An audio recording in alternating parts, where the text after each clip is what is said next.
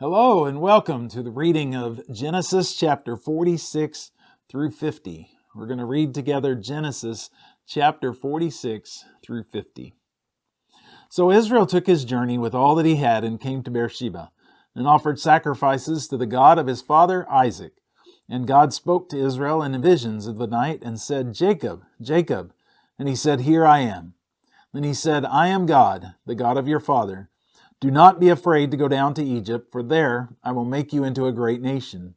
I myself will go down with you to Egypt, and I will also bring you up again, and Joseph's hand shall close your eyes."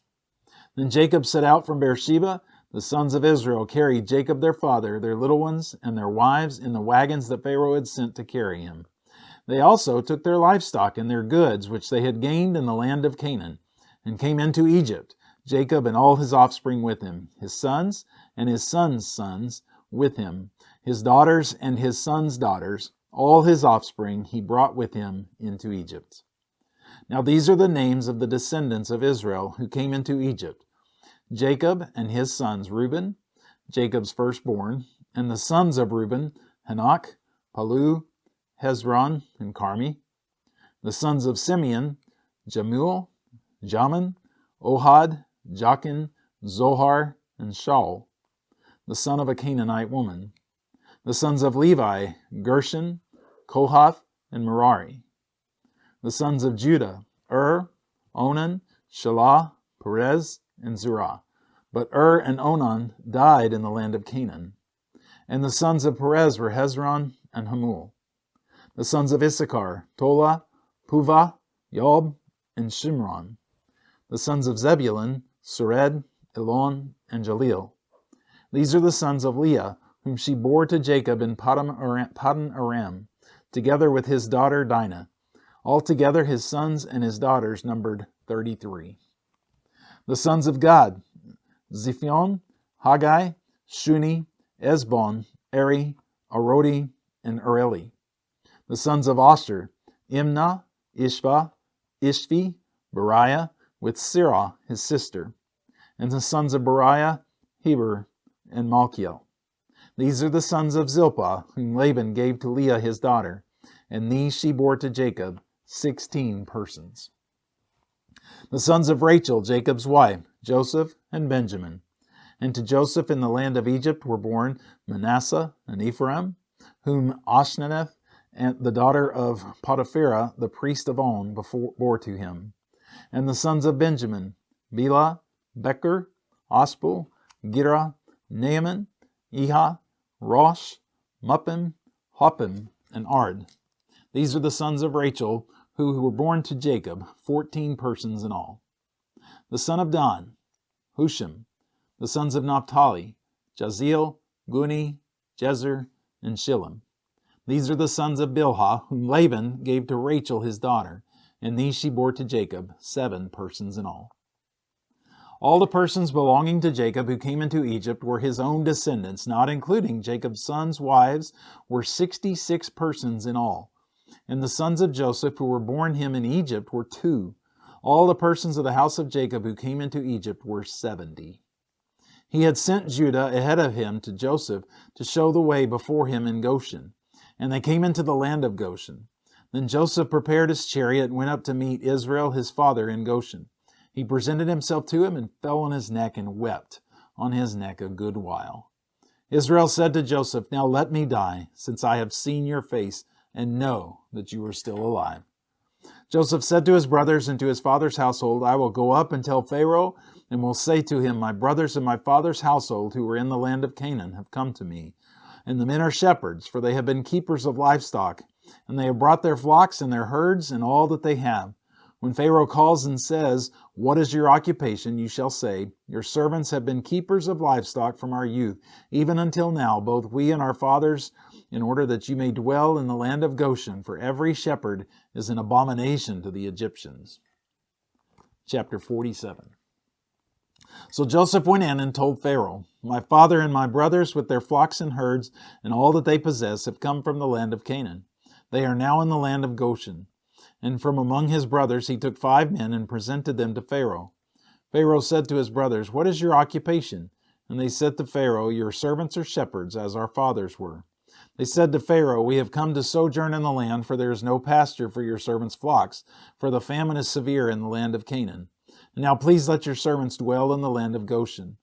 Then Pharaoh said to Joseph, Your father and your brothers have come to you. The land of Egypt is before you. Settle your father and your brothers in the best of the land. Let them settle in the land of Goshen. And if you know any able men among them, put them in charge of my livestock. Then Joseph brought in Jacob his father and stood before Pharaoh. And Jacob blessed Pharaoh. And Pharaoh said to Jacob, How many are the days of your years of your life? And Jacob said to Pharaoh, The days of the years of my sojourning are 130 years. Few and evil have been the days of the years of my life, and they have not attained to the days of the years of the life of my fathers in the days of their sojourning.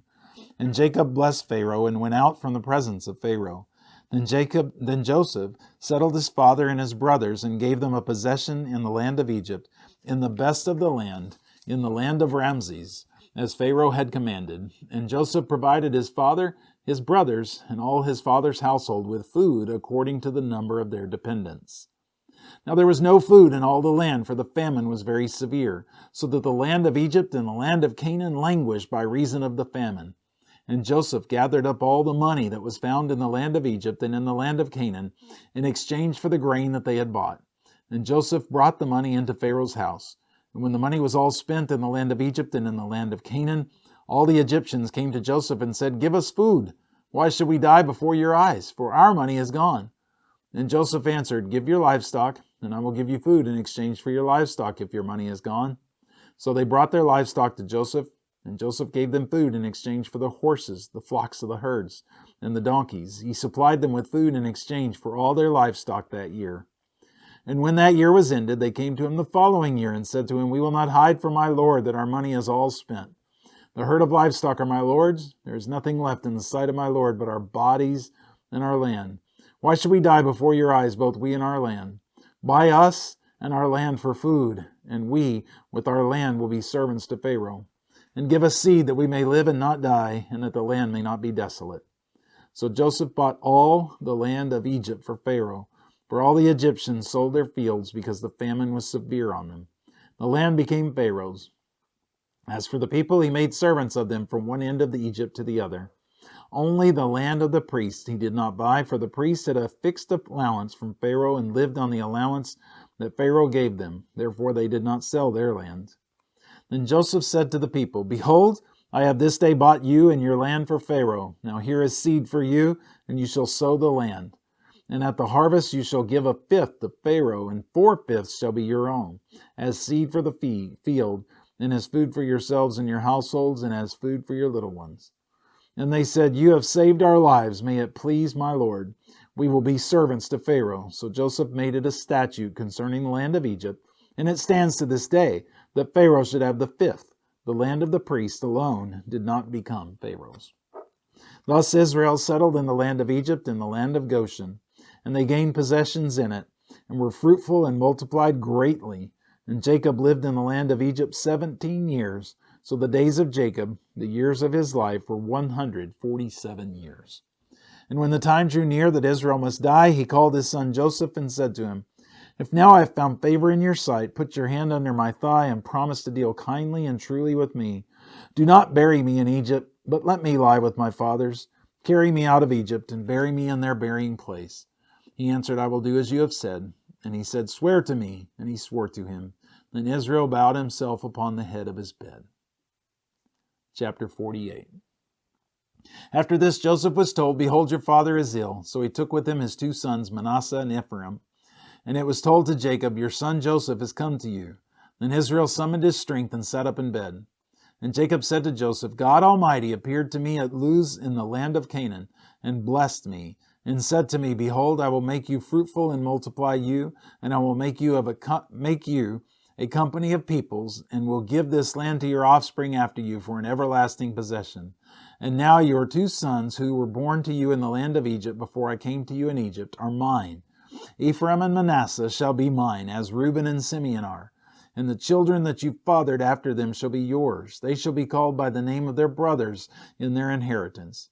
As for me, when I came from Paddan, to my sorrow Rachel died in the land of Canaan on the way, when there was still some distance to go to Ephrath. And I buried her there on the way to Ephrath, that is, Bethlehem. When Israel saw Joseph's sons, he said, "Who are these?" Joseph said to his father, "They are my sons, whom God has given me here." And he said, "Bring them to me, please, that I may bless them." Now the eyes of Israel were dim with age, so that he could not see. So Joseph brought them near him, and he kissed them and embraced them. And Israel said to Joseph, "I never expected to see your face, and behold, God has let me see your offspring also." Then Joseph removed them from his knees, and he bowed himself with his face to the earth. And Joseph took them both, Ephraim in his right hand toward Israel's left hand, and Manasseh in his left hand toward Israel's right hand, and brought them near him. And Israel stretched out his right hand and laid it on the head of Ephraim, who was the younger, and his left hand on the head of Manasseh, crossing his hands, for Manasseh was the firstborn. And he blessed Joseph and said, "The God before whom my fathers Abraham and Isaac walked, the God who has been my shepherd all my life long to this day, the angel who has redeemed me from all evil, bless the boys. And in them let my name be carried on, and in the name of my fathers Abraham and Isaac, and let them grow into a multitude in the midst of the earth." When Joseph saw that his father laid his right hand on the head of Ephraim, it displeased him. And he took his father's hand to move it from Ephraim's head to Manasseh's head. And Joseph said to his father, "Not this way, my father, since this one is the firstborn, put your right hand on his head." But his father refused and said, "I know, my son, I know. He also shall become a people, and he shall be great. Nevertheless, his younger brother shall be greater than he, and his offspring shall become a multitude of nations."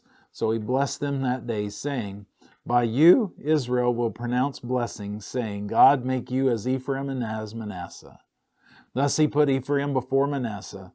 Then Israel said to Joseph, "Behold, I am about to die, but God will be with you and will bring you again to the land of your fathers. Moreover, I have given to you, rather than to your brothers, one mountain slope that I took from the hand of the Amorites with my sword and with my bow." Chapter 49. Then Jacob called his sons and said, "Gather yourselves together, that I may tell you what shall happen to you in the days to come. Assemble and listen, O sons of Jacob. Listen to Israel your father. Reuben, you are my firstborn, my might and the firstfruits of my strength, preeminent in dignity and preeminent in power. Unstable as water, you shall not have preeminence, because you went up to your father's bed, then you defiled it. He went up to my couch. Simeon and Levi are brothers. Weapons of violence are their swords. Let my soul come not into their counsel. O my glory, be not joined to their company. For in their anger they killed men, and their willfulness they hamstrung oxen. Cursed be their anger, for it is fierce, and their wrath, for it is cruel. I will divide them in Jacob and scatter them in Israel. Judah, your brothers shall praise you. Your hands shall be on the neck of your enemies. Your father's sons shall bow down before you. Judah is a lion's cub. From the prey, my son, you have gone up. He stooped down, he crouched as a lion, and as a lioness who dares rouse him. The scepter shall not depart from Judah, nor the ruler's staff from between his feet, until tribute comes to him, and to him shall be the obedience of the peoples.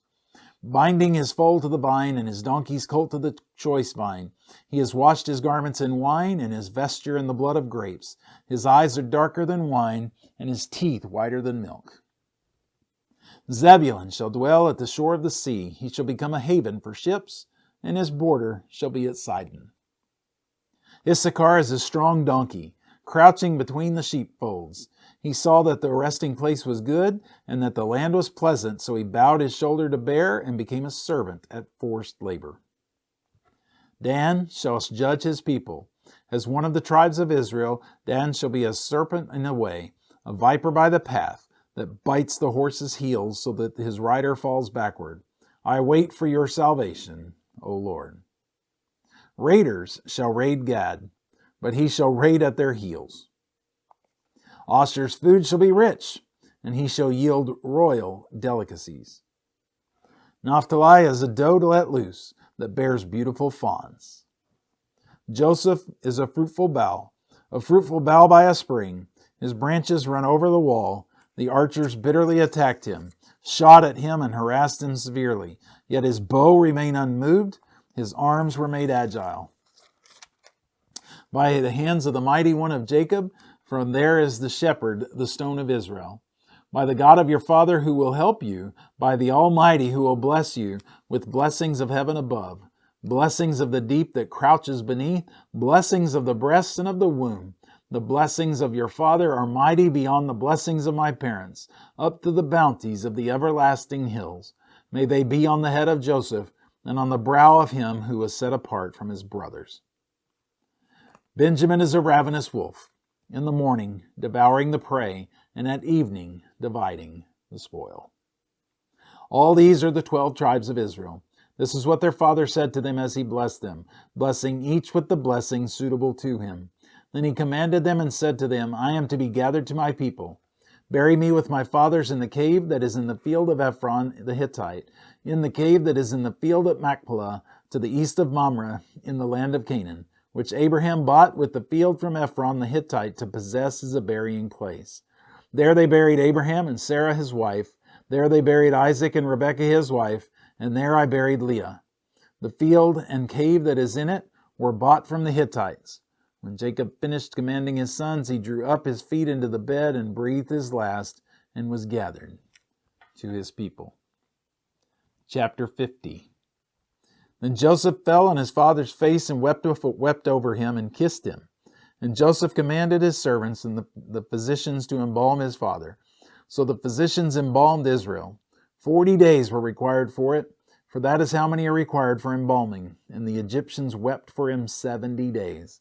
And when the days of weeping for him were past, Joseph spoke to the household of Pharaoh, saying, If now I have found favor in your eyes, please speak in the ears of Pharaoh, saying, My father made me swear, saying, I am about to die, in my tomb that I hewed out for myself in the land of Canaan, there shall you bury me.